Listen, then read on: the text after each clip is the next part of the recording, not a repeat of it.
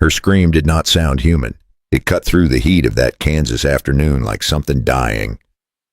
When Elias Boone pushed open the stall door at the Miller Ranch, he did not find the horse he came to buy. He found a young woman on the dirt floor, shaking so hard the straw around her body trembled like wind through dry grass. Her legs were locked wide apart, and she kept trying to pull them together.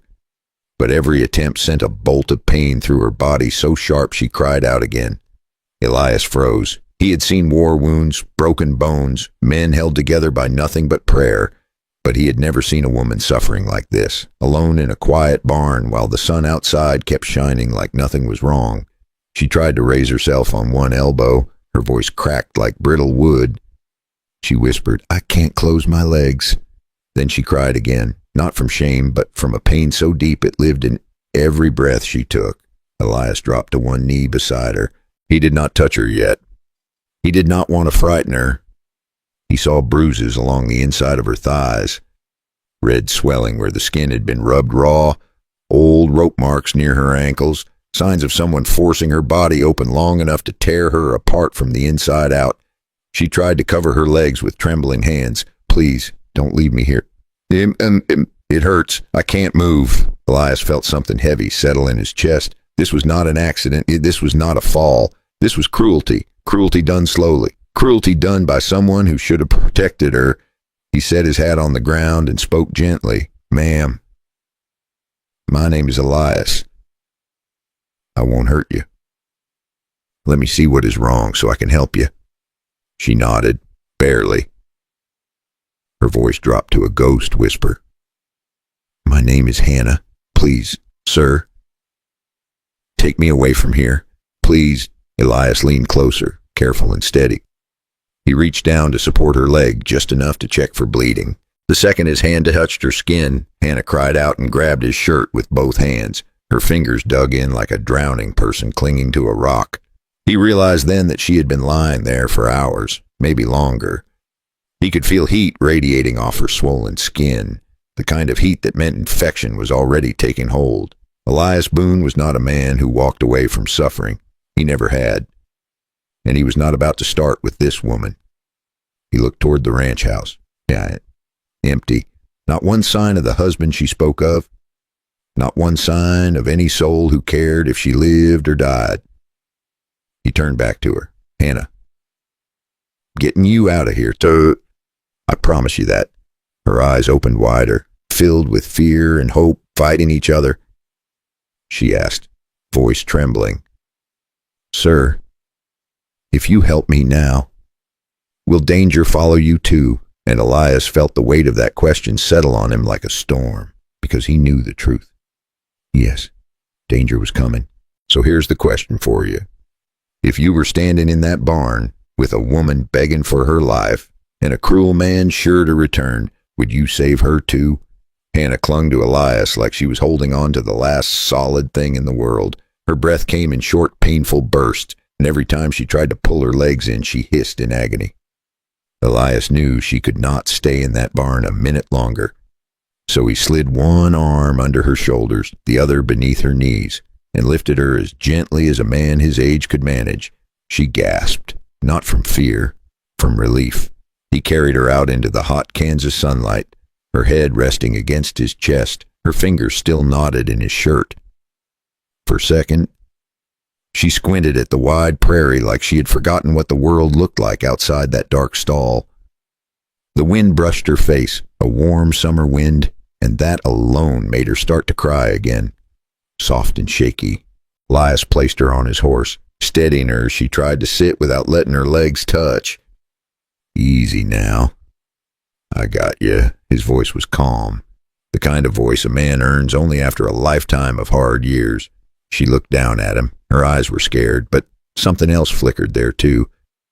Something tiny, hope trying to wake up again. He mounted behind her, bracing her with both arms so she would not fall, but with every hoofbeat. Hannah breathed a little deeper. Every bump in the road made her wince, but she did not complain, not once. She leaned her head back against Elias and whispered, "You really are taking me away." He nodded. "Yes, ma'am. And we are not looking back. The ride took hours. long enough for the sun to drift west and throw gold light across the plains. Elias talked sometimes, just small things, the weather, the land, stories about horses he used to break when he was younger. Nothing heavy, nothing that made her shrink, just enough to keep her awake and maybe chase off the fear that kept trying to crawl up her spine. By the time Boone Ranch came into view, Hannah was trembling from exhaustion. The white fence lines, the red barn doors, the sound of cattle from the far pasture, all of it felt unreal to her, like she had stepped into someone else's life, a life where the air did not hurt and people spoke without shouting. Elias carried her inside his house, called for old Mrs. Harper, the housekeeper, and told her to bring warm water and clean linens. Hannah tried to apologize for being a burden. He shook his head. No, ma'am. Not one bit. He said it so simply that she believed him. For the first time in years, she let herself rest. But as she closed her eyes, one thought clawed its way back into her mind. Her husband, Caleb. He would come looking. So here's the real question. What will a cruel man do when he discovers the woman he tormented is gone? And what will Elias do when that man shows up at Boone Ranch? Ready for a fight? Hannah had only been at Boone Ranch for 2 days when trouble finally showed up. Elias saw the dust first, a long, thin trail rising over the fence line. Riders, moving fast. And not the friendly kind. Hannah was resting inside, propped up with pillows Mrs. Harper had stuffed with fresh cotton. So Elias stepped out quietly and shut the door behind him. Not wanting her to hear the angry shouts rolling toward the ranch, Caleb Miller rode straight into the yard like he owned the place. He yanked his horse to a stop, pointed a shaking finger at Elias, and barked out, "Bring my wife out here right now." His voice cracked like a gunshot. Elias did not flinch. He had been a working cowboy since he was 15, and men yelling never did much to rattle him. But the way Caleb's eyes burned, the way he spat the word wife like it was property, that stirred something hot in Elias's chest. Caleb dismounted and stormed up to him. "You took her. You stole her from me. I'm going to drag her back myself." Elias kept his voice steady. "She is hurt. She is scared. And she went with me because she wanted to leave." Caleb sneered. "Wanted to leave. That woman is mine. She does what I say." That sentence pushed Elias past the line. He stepped forward and said, "Not today. She does not. Not ever again." Caleb shoved him. Elias shoved back harder. Caleb swung wild, landing a hard hit just under Elias' eye, opening the skin and blurring his vision. Before the hired hands could swarm him, one of the ranch cowboys ran from the barn shouting that Elias was not fighting alone today, and that was all it took for the whole thing to explode. Caleb came at him again, swinging wild, more anger than aim. While the hired hands rushed in behind him, Elias ducked, grabbed him by the front of his shirt, and slammed him into the side of the water trough. The hired hands jumped in, but Elias and the ranch cowboy moved like men with purpose. Years of ranch work had carved strength into them that these boys did not expect. Elias threw one to the dirt while the ranch cowboy yanked the other back by his collar, hard enough to make him howl. Then Elias turned back to Caleb, who was scrambling up like a furious rooster. Elias grabbed him by the collar. "If you ever come near her again, you better come with a preacher and your last words ready." Caleb backed away, shaking with rage but too scared to step forward again. He spat in the dirt, mounted his horse, and rode off shouting that this was not over. Elias stood in the settling dust, a chest heaving.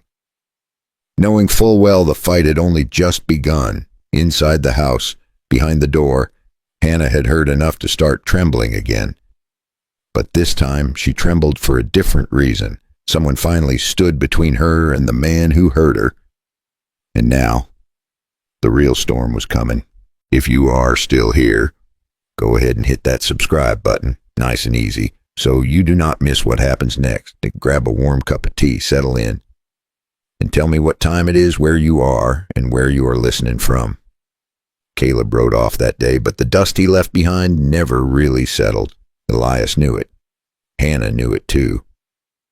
The air felt heavier, like the whole ranch was holding its breath. That evening, Elias sat at his kitchen table with a cup of black coffee, staring at the wall as if the right answer might be carved into the wood. But Elias kept thinking about Hannah resting in the spare room, finally warm, finally safe, and how all of that could be ripped away if Caleb showed up with the law at his side.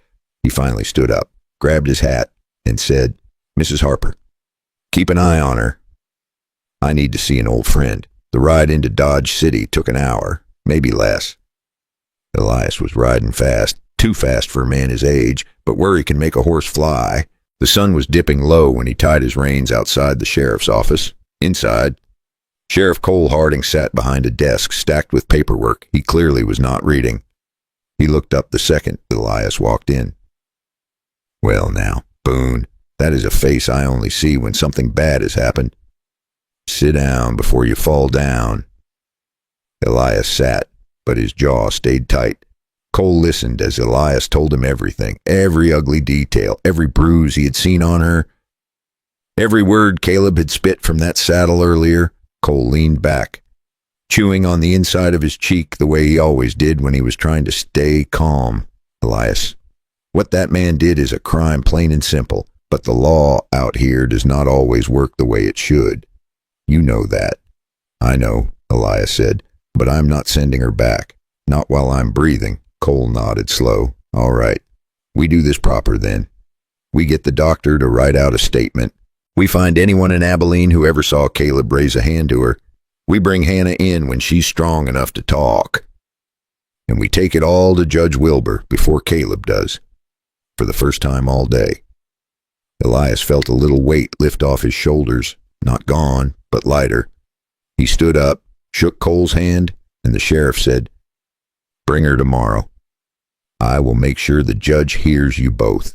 Tomorrow never came. The judge postponed the hearing, saying he needed more witnesses and proper statements. So for the next 2 weeks, Elias rode back and forth between Abilene and Dodge City, talking to neighbors, gathering letters, even begging the doctor to come twice to check on Hannah and write his findings.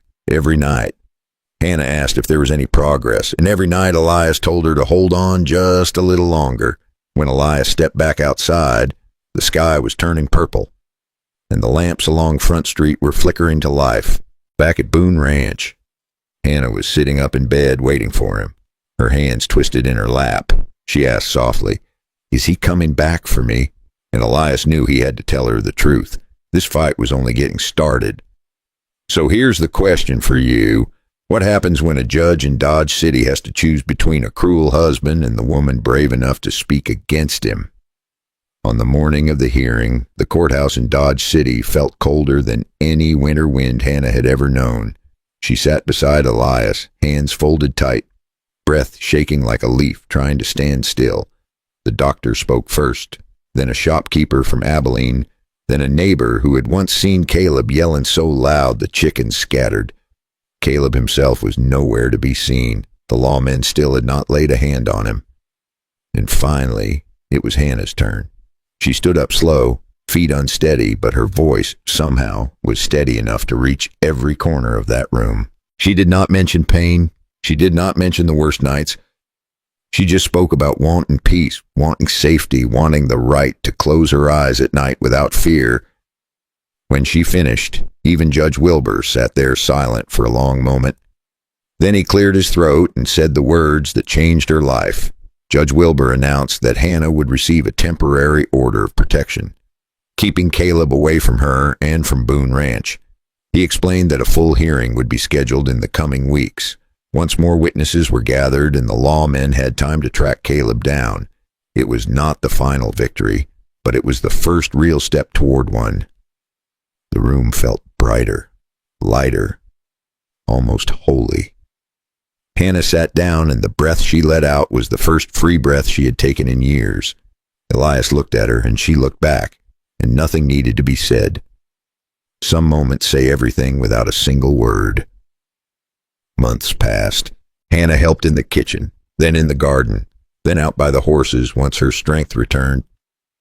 And every evening, Elias found himself watching her laugh with Mrs. Harper, or listening to her hum while she folded laundry.